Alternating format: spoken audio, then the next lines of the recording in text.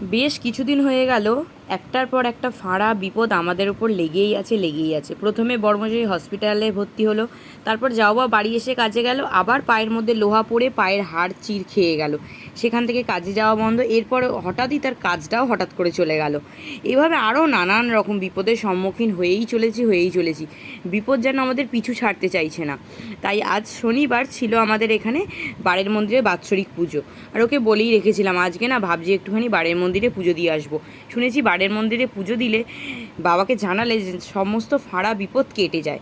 তো সেই জন্যই ওখানে পুজো দিতে গিয়েছিলাম। আর ওখানে দেখছিলাম একটু বাউল গানের প্রোগ্রামও হচ্ছিল, সেগুলোও একটু দেখলাম। এরপর একটুখানি বাজার দোকান করে খুব হাঁপিয়ে গিয়েছিলাম, তাই কালীবাড়ির ঘাটে এসে একটুখানি হাওয়া খেয়ে নিলাম গঙ্গার ধারে। হাওয়া খেয়ে বাড়িতে এসেই ঝটাপট আবার রান্নাতে হাত লাগিয়ে দিলাম। সারাদিন নিরামিষই খাওয়া হয়েছে, যেহেতু রাতেও পরোটা তরকারি খাওয়া হলো। আর এইভাবেই কাটলো সারাটা দিন। কেমন লাগলো জানিও, আর পারলে চ্যানেলটা সাবস্ক্রাইব করো।